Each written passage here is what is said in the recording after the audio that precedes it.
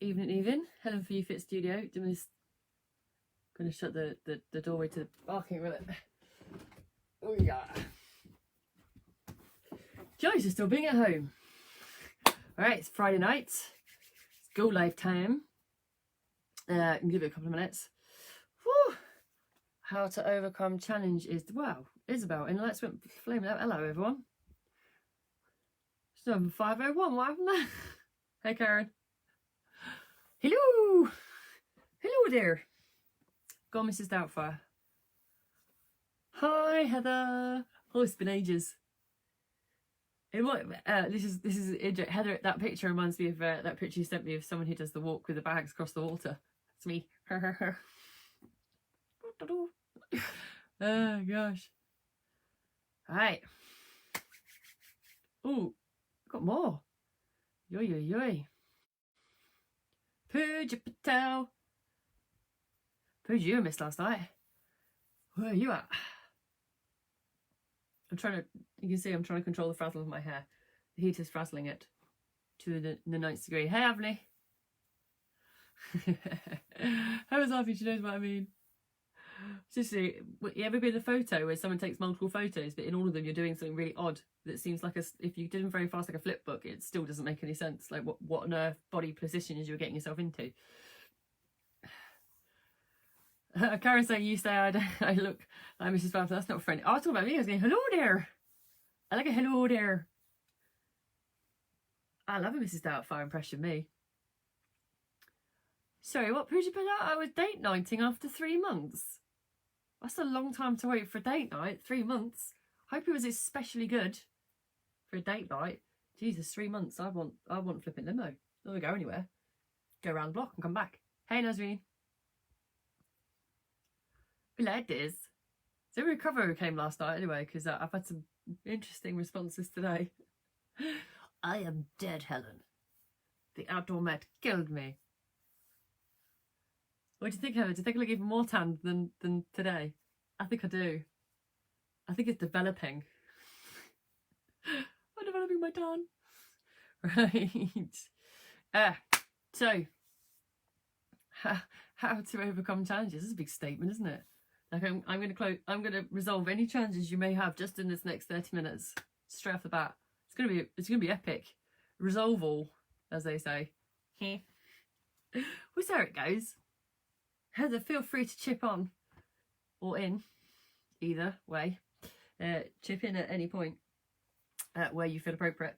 So how to overcome challenges. Let's talk about what a challenge is firstly. A challenge, by definition, is there's a situation that needs great. So it's a situation that requires large amount of mental or physical effort and tests a person's ability to find a solution. Good one. Oh yeah, Heather's pointing it. Wait, Heather, I've got you. This is what enhances my tan. I'll send it to you, Heather. This is your tan. This is mine. Can you see there? Enhances my tan. Look, it's on a passport photo. Look, there we are. So I like when I stand in front of you, Heather. That 2 meters in front makes me look real brown. So let's go over that one again. So a challenge is a situation that needs so a large amount, not tiny or small, a great mental or physical effort and tests a person's ability to find a solution. I love when I wrote this down, I actually missed out words in the sentence. I'll add that in now. Oops. So let's break it down even more. So a mental challenge. So what do I think when I work with a client who has come across a mental challenge? I would say 10 times out of 10, big statement. So all the time, big statement again, making huge statements tonight. Mental challenges are unexpected. So mental challenges are unexpected. Why? Because that's the way of life, I guess. Mental challenges are always unexpected in my eyes. My eyes alone, maybe someone else might disagree. But mental challenges are generally something that comes out of left field. something that you didn't foresee coming, and does test you. So tests your ability, again, let's go back. So mental challenge comes out of the blue and tests your ability to find a solution. What kind of examples might we see that in? Family, relationship, work. Work is usually one where it's either stress. Okay, so I've got you on my phone and on my... Kate's just sent me what she needs to send me on my phone, and then I see a pop up on a live. Hi, Kate. Where's the emoji, Kate? Oh, did you hear that click? Probably should have hit the other shoulder. There we go. Hi, Kate. Still know what emoji means. What was I? So a mental challenge usually comes out of the blue, or does come out of the blue. It's the main statement. Comes out of the blue. A mental challenge to find a solution. Work related. Generally will be stress. Unexpected job change. Unexpected manager change. Always good for a mental solution. That one. Always one that comes out of the blue. Can be unexpected. Increased levels of work. Should we go relationship? So challenges with the relationship. Let's go for health. Some kind of unexpected health issue. Maybe, no, that's not mental. Unexpected change of circumstances with friends. Challenging you mentally on your path, right? It's always one that comes out of the blue. And always all of us, tests us all the time. It's a hard one, right? But what it's about is a test. Yeah, so it is test, right? Comes in the actual definition. So it's a test. What is a test of? I think it's a test of resilience or a skill, perhaps. And this is where audience participation comes in. When you've had to deal with mental challenges in any point in life, is it something, a test of your skill? Because often, because it's never happened before, I would say, or very rarely happens before in the same circumstances, somebody doesn't generally have the resilience to deal with a mental challenge that comes out of the blue, if it's a new one, which it generally is, right? Because it always has a different kind of slant on it, and tends to catch people off guard, is what I would say. Yeah, mental challenges are a good one. And then the physical. So we're talking about the physical challenges. Now, is that injury? Is that weight gain or loss in an unexpected way? Also challenging, needs to find a solution. Different scenarios where that could happen. Illness is always one, right? We're going too much on that in a minute, but colds and stuff like that, it's a challenge, right? People are unexpectedly challenged by a change of circumstance, environment or situation, which still tests the ability to find a solution, still tests their ability to resolve it, right? Loads of these, right? I think all of you can think of some along the way, right? For show. Oh, hey, Hafsa. So how? Because I said how off the bat, right? I did say how off the bat. How do you find a solution? What's your fix? And again, this is where people get involved and say, hey, what their challenge was, either mentally or physically, and how they resolved it. Generally speaking, when working with clients, oh, hang on, wait, I'm going to do a wow. What's the understanding of your outcome? Okay, there's always a good question to ask yourself when faced with something unexpected, mentally or physically. Let's go for mental first. So it's unexpected challenge. What is your outcome? Right? What do you want to be the best case scenario for you? If you think about, okay, how am I going to get over this? Rather than thinking the first stage, like, what do I do? It's always a great idea, I think, with working with a client to actually think about what is the outcome. So where do you want to end up? Right? What is the end product? And then work backwards. Right? In terms definitely of like physical, yes, you can always, oh, look, I'm frazzling in the heat. Definitely for the mental perspective, working backwards always helps massively when you have a challenge. So what is the outcome? Where do you want to get to? Good work, Karen, I'm going to get to that. And then work backwards. It's part of this visualization as well. You want to visualize yourself overcoming it. What does it look like to overcome it? What is the best case scenario, if you like? So Karen's saying to adapt to the change. Ooh, I've got that one coming up. Karen, I've got a whole one on that. It's going to be blistering. Overcome is What do I think of that, Karen? Yeah, I could. Okay, so without going too much into what my life's going to be about, yes, you could say that the whole of this period, last 2 months, has been a challenge in one way or another, both physically, as in you can't move, and mentally because you're running around a cage in your head. Yes, so that has been a challenge in itself. The whole last couple of months, and an adaptation to that, in fair point, has been the killer skill set between overcoming it and not, I guess, the adaptation element, and whether someone has that skill set to adapt to change or not, or recognize that change has happened. I know it sounds bizarre, but actually, and again, I'm going jumping ahead to my live next week, but sometimes people will not adapt to change consciously. They'll choose to stay exactly where they are, touch this a bit, and just expect everything to rotate back exactly as it was. And so they're not adapting, they're waiting for it to go back as it was, and they often get left behind a little bit. Coach Heather's saying, tests past responses. Ooh, it's a good one. Test where you set the benchmark knowingly or not.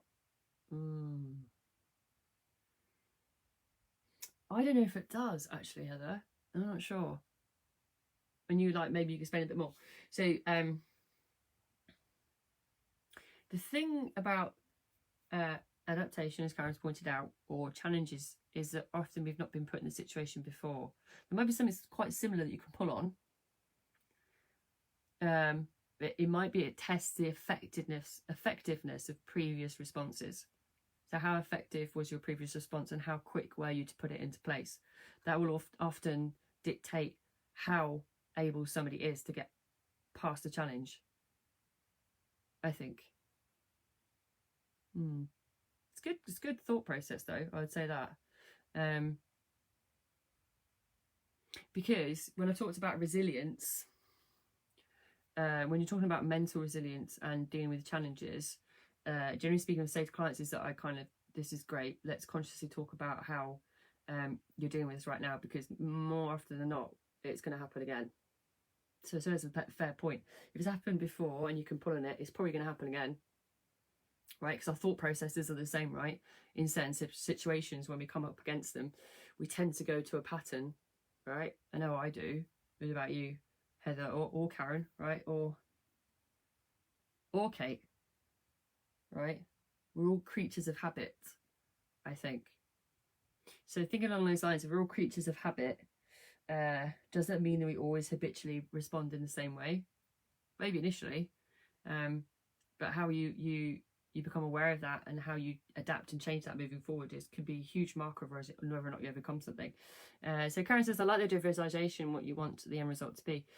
Yeah, because let's just, I mean, if you talk about physically, yeah, you can say it's the whole, okay, let's take the whole, quite a large process, a whole large journey process of losing weight and becoming the person you want to be. Now, some of you might have seen Stefan's videos, if you remember before, right, where he talks about a snapshot or a photo in your head. So when you're in a start or relatively early in your journey, sometimes as coaches you as a client will see the whole process of losing weight as a challenge, right, as a whole thing. Like you're looking very early on. Most clients will think, here's my start point, there is my end point, that's where I'm going. But it's not even on camera, right? It's like, go gadget over there, and that's what I want to be. I'm not actually, though, they don't have a sense of how they want to look, how they want to feel, what they want to be dressed in. I did a fascinating exercise about this with a client. I think it was about 8 months ago now. It might be even 12 months ago, probably about 12 months ago. And this client has a daughter's wedding.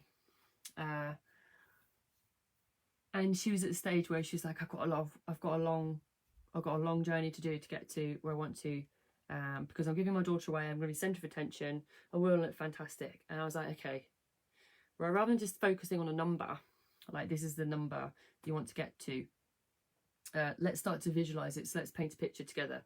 So let's visualize the end product of what you want. Okay, so I said, right, let's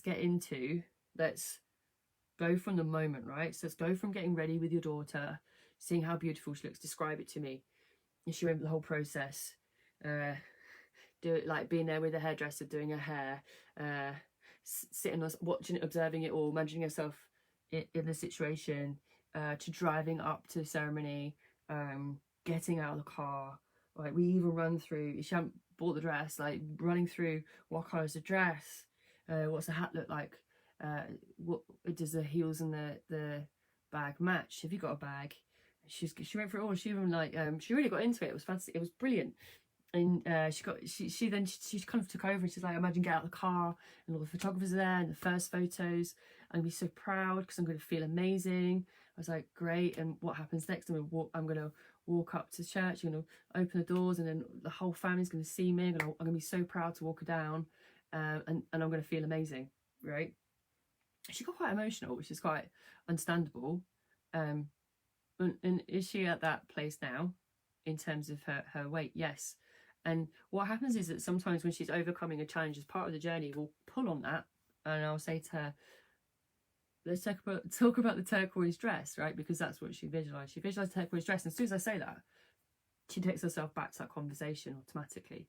She takes herself back to that moment, like without even thinking about it. She's there, and she's like, oh, yeah, gotta get past this because I can visualize that, right? She's anchored to an image or a visualization of who she's going to be to get past all the things that come in front of her, because that's what she's attached to as an anchor. So it pulls her through any situation which comes as a challenge, right? Which is fascinating, which is where from a practical example, visualization is really powerful.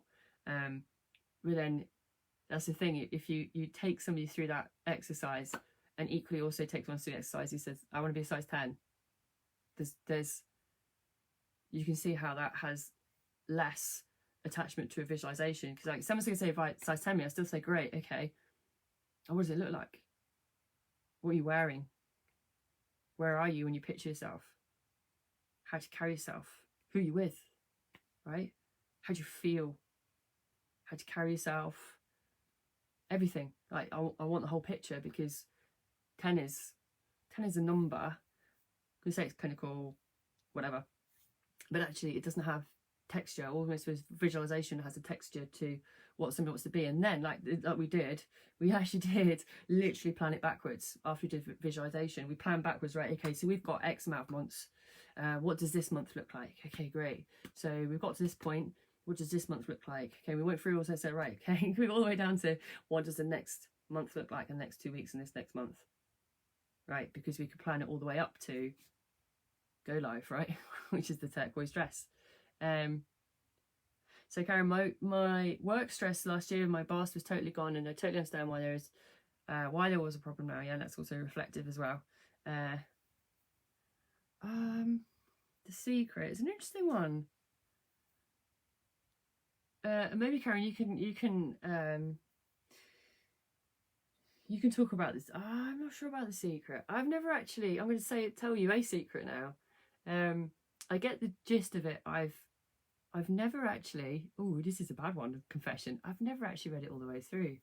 I'm not sure why. I mean, it's a thing to do.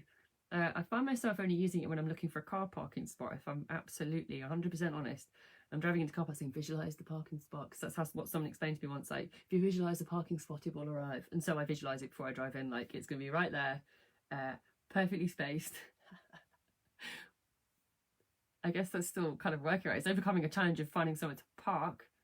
But I haven't actually used it, Karen, as such, because I'm not sure how practical it is. Because if I didn't find the parking spot, for example, I'm not sure how disappointed I feel. Like I asked for it and it did not arrive.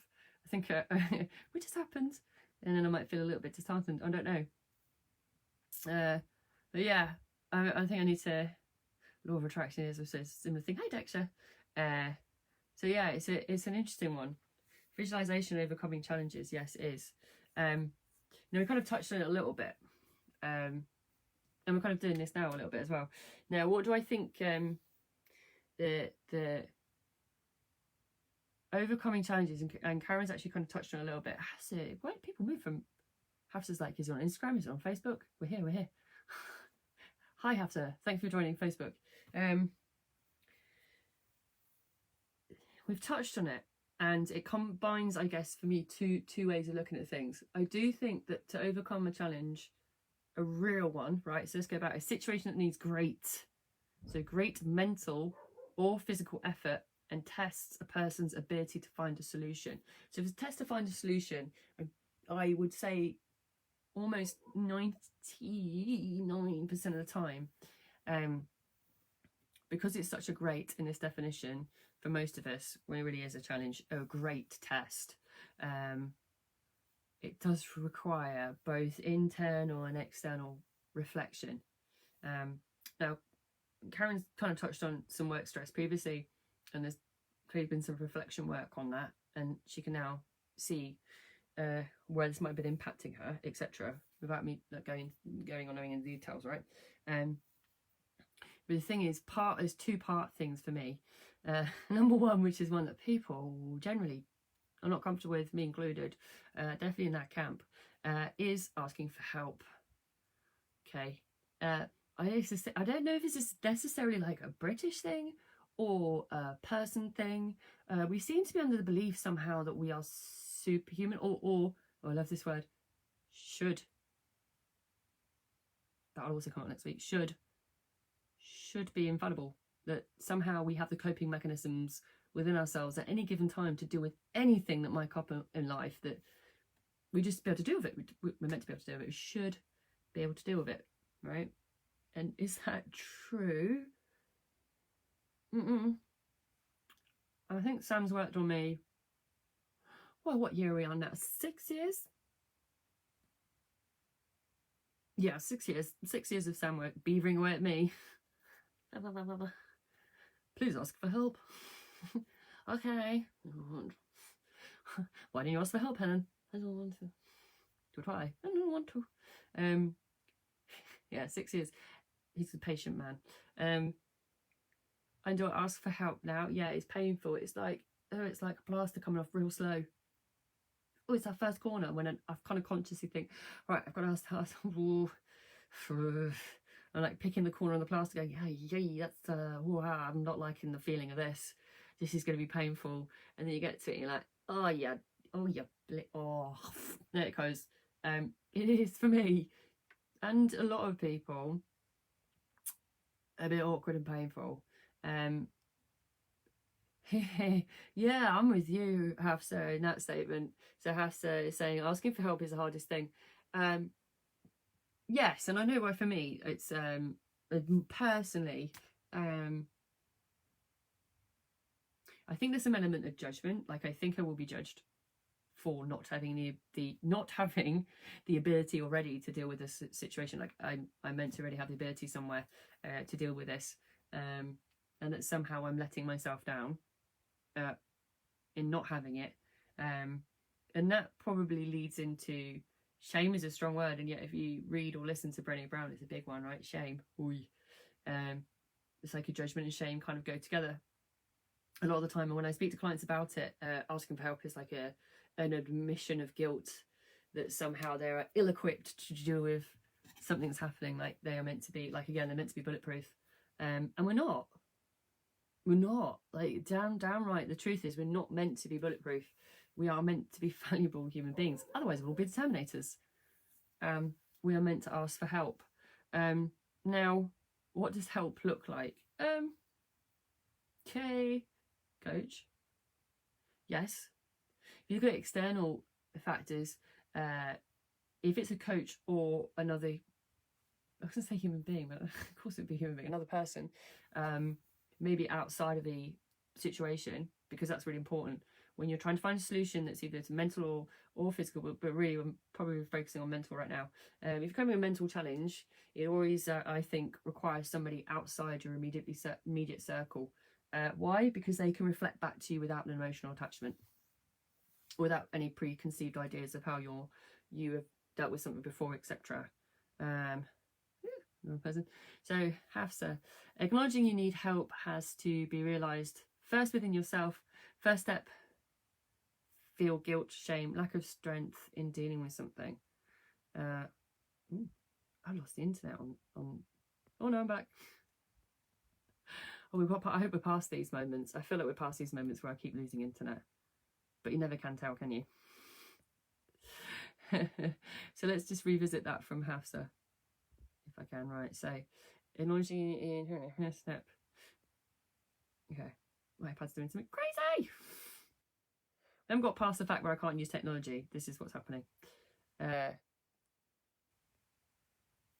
Yeah, I think that's okay, but what does that take, Haf? So that takes some internal reflection first, potentially before external, which is probably a segue to both points, right? So it needs reflection. So firstly, asking for help is a fantastic way of overcoming a challenge, but you also need reflection on it. Oh, do I? Is that cart before the horse? Either way, Hafsa, I think it depends on the person. It really does depend on you as an individual. So for me personally, I really maybe dwell on something far too long before I start expressing it, because I think somehow I am going to find a resolution internally and then just soundboard it off another person or off a coach or somebody outside, right? Actually, though, I'm probably better to do it the reverse and actually say what's on my mind and what I'm thinking about, and then go away and work it out. So it's really tricky, Hafsa, to know which way is the not the right or wrong way, but how to do it for you is a very personal thing. Kate's saying the funny thing is that most of us love to help, but they're reminds me of that saying, doesn't it? You're like, you love giving advice, you just don't take it. You don't take your advice. Isn't that something it's a saying, isn't it? I'll read that one again. So Kate's saying the funny thing is that most of us love to help. So I wouldn't say what I don't like. I'm going to say what and then don't want to ask for it. Ooh, language. We're going to come back to that one again next week. Okay. The funny thing is that most of us love to help and then don't want to ask for it. Yeah, it's a fair point. And why is that? Because it's more comfortable. But also, Kate, that's probably why it's easier for the person receiving advice to get it from someone outside the immediate circle. Because we all have an opinion when it's someone we think, oh, this is what you should do. Love that one. Or listen, this is what you should do. Like I don't have ears. I know what you can do. Listen to this. Oh, yeah. Awkward. So Hafsa's agreeing on that one. I wonder what it's like when being on receiving end. The thing is about it, and I'm sure Kate and Hafsa, you can both testimony to this one as well. That whilst it's like the plaster situation, it's don't like that sensation. Gone. But actually, it's only painful for a second, right? And then actually, you find some relief. Actually, it's never as bad as you think. Asking for help to get through something, it's never as hard as you think. Oh, imagine what it's like. I can't remember the first time. I don't think I've ever talked about it. I can't remember. I remember having a conversation when I came through the door. I don't remember how I felt. I think I was deliberately quite blasé about it. Like, I'm not sure this. I'm asking for help here, but I'm not really sure what I'm doing. But I think for most people, I talk about and reflect on coming through as a client for the first time. That's asking for help, isn't it? Really, becoming a client is asking for help, and most people are pretty nervous when they come through the door for the first time because they don't want to expect. Well, actually, really, on the other side of it, it's just generally success rate. You feel a lot better for it. Now, here's the killer question: do we want challenges? Do we? Are challenges good? What do people think? I'm not going to answer it. I'm going to let you guys answer it. Are challenges good? Yes or no? And why? Either way. I would love to know what people think. I hope you're typing. Are challenges good or not, and why? Kate's saying, I've upset friends because I didn't ask for help in the past, but I've learnt from that. Oh, how did you upset them? Because they realised they told you off or not? I think I've had the same. Heather saying, yes, we want challenges. Why, Heather? Why do we want challenges? Why? It's interesting, Karen. Because Karen says definitely love the feeling of achievement. Isabel saying, I love challenges. Oh, wait. Because they help me know what my limits are and push them. It allows, and Heather saying, allows you to grow. It keeps motivating. It's keeping motivated at tough times. Okay.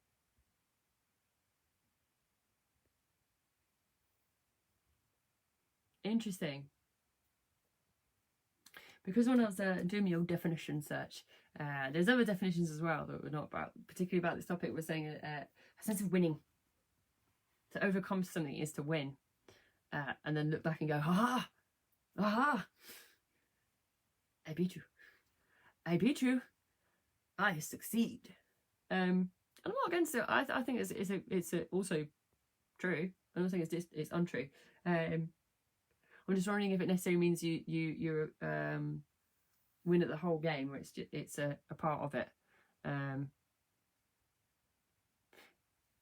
Yes, Heather, I'd say it allows you to grow in experience, grow in skill, grow in ability, grow in resilience, gain perspective potentially as well.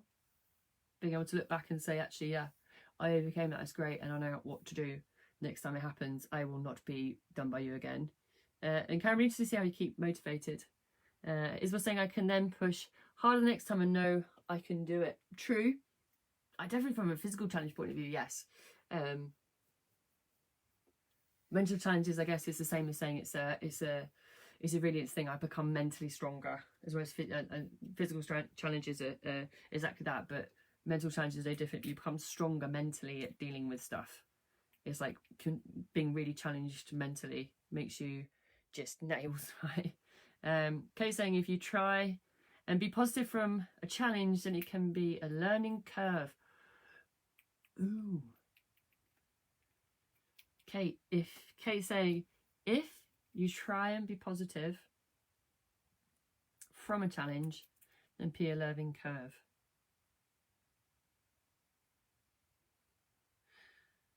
Interesting. I wonder if that, Kate, is one that you've overcome or not. And what positive would mean.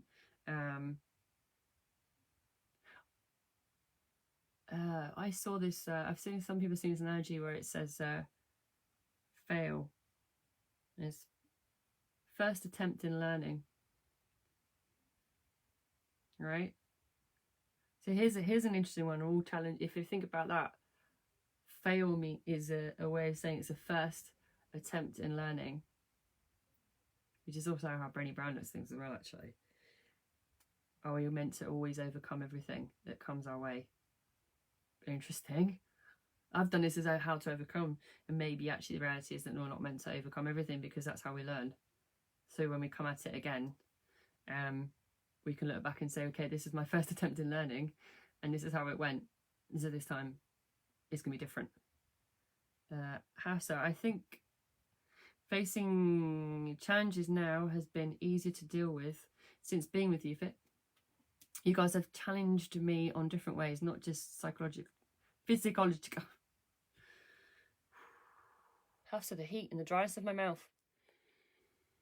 I think facing challenges now has been easier to deal with since being with UFIT. You guys have challenged me in different ways, not just physiologically, wow, with my body, but mentally as well. And it's helped me to grow as an individual.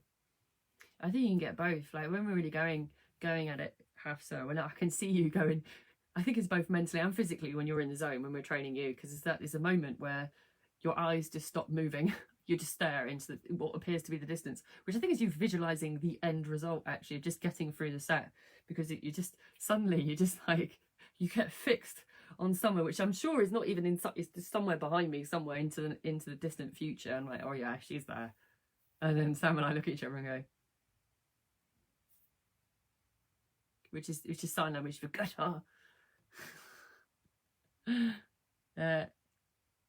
As we're saying, the win is individual and always will be. Yeah, true. If that's the way of looking at it. My internet, Heather is saying, my internet is a challenge today. How are you going to overcome that, Heather, mentally and physically? Use your data, physically. Just change onto data. Yeah, the internet was a challenge last night. Put me in a different part of the world. Google Map fail. Blame your internet now, Heather, not the user. So yeah, I'll answer the question now. Are challenges good? Yes, I expect them. I want them with a client as a coach. Oh, I want them. I don't want them constantly. I like sometimes for the client actually to make some adjustments, understand what's happened, reflect, come through it, look at it, go, yeah, I've got this, I understand this now. If this happens again, we got it. We're like, yeah, team, woo, virtual 5. Do I want a client to have challenges? Yes. Do I want a client to have plain sailing? No. It's like when I say to a client, and I've said this before, and I'll say it again, I want you to put weight on, and they look at me like, yeah, let's not go back to I don't want to go back to where you first came through the door, but I also want you to understand what it feels like to overcome that challenge, physically and mentally. When someone gains a little bit of weight, what happens? One of the biggest challenges I'll probably face on anyone's journey is regaining weight or perception of regaining weight. And what that does physically and mentally is really hard to explain unless you've been there. Like if you get into a real big part of your journey and something changes for whatever reason, this year really was part of it. To put weight on is for me as a coach one of the most fundamental lessons to learn in the journey is how to manage that, how to deal with adaptation, like Karen's pointed out, how to visualize and put a roadmap back in place, and overcoming that challenge of understanding what it's doing mentally and physically. And Kate, yes, it's part of your challenge. Kate's saying I'm definitely challenging. Yes. I could lie. Yes, I agree. In a lovable and endearing way. So Isabel's saying you also never fail if you take part, you just learn. Yeah, that's true. God, I wish I knew the quote word for word, and I don't. Theodore Roosevelt, as well, you know this is. It's a saying that Brené Brown places a lot of her stuff on, which is the fallen man in the arena. And it often makes me think of when things haven't gone to plan along the way of the journey as a team. How it's better to have fallen in the arena and be bloodied and covered in dust and look across on the floor and see the person you fought with and know that you fought, and you'll get back and do it again, because it's better to have fought than be the person judging the person in the ring on the floor, right? Because you took part and you fought, and to fight rather than judge people that are while not doing it yourself. That's the definition of success, is someone who will keep getting back in the ring and take it, right? Hey Ruby. Isabel saying putting on weight is one of my biggest challenges mentally and physiologically. Yeah, because it tests your ability to say, am I a success, or am I not being a success, but also I've come so far and now I've put weight on. What's wrong with me? I should know what to do. Why am I not doing it? It's a thought process that is absolutely natural, and this is why I say to clients, and I've said they always look at me like a drop out of the sky. I want clients to gain weight. It is part of the journey. It is part of their long-term success to understand that everything in life changes all the time, and weight is no different. Right? I think and I think I was guilty of this as well, I think at the beginning of my journey and throughout, that somehow I reached a point, it was just golden, that it was like ding, I'm now at the perfect situation with weight and it will never change. No, hard pill to swallow. I remember quite it went down sideways. It got stuck, and it was like trying to swallow water to get it down, but it got stuck every inch of the way down. Because I for the whole time before joining UFit, I thought somehow that we talked about finite infinite games. I'd run through a finish line, there'd be confetti, a big medal, and I'd be like, yeah, right, I'm done. I'll stay at this forever. A bit like I remembered when I was in my teens, where you could pretty much do that and just stay the same weight and behave wherever you wanted. Like it was the endless summer of physicality, like I'd never change. And it was like, oh, I can't go about there. But yeah, it's the biggest one to deal with. Yeah, Isabel.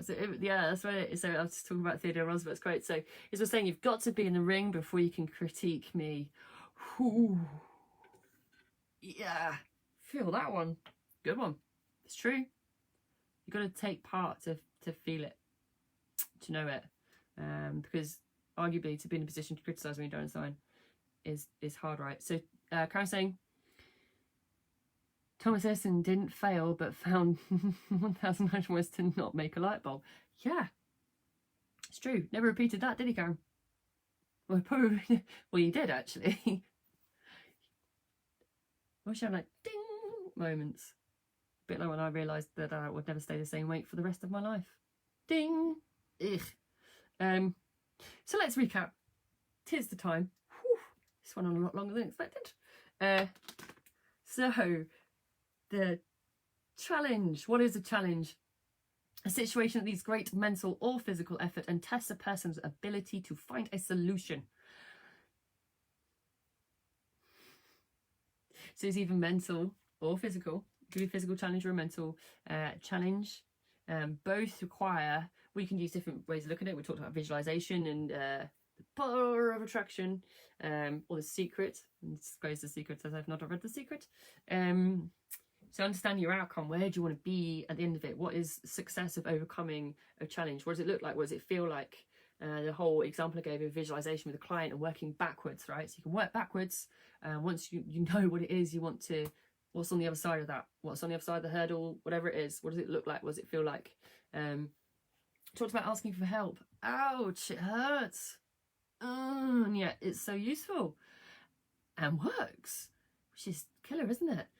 So difficult to do, and yet that is partly what our coach is there for that external reflection. But also we talked about how to internally, or how we look at things internally and what that is. And then I posed the questions, can we have challenges? I think we collectively all agreed that they were a part of what we needed to do to find resilience and find that strength within ourselves to succeed and look back and go, haha, challenge, I have you pipped. This is exactly what I think. Aha. So, Heather, I hope you overcome the challenge of your internet connection. For everybody else, enjoy the challenge of this weekend's weather, which is going to be interesting. Make the most of it. Yeah, make the most of it tonight, peeps. And tomorrow, Saturday, so I will be online at 11. Yes, I will. I'll be online at 11, and I'll hopefully catch you then. Bye-bye.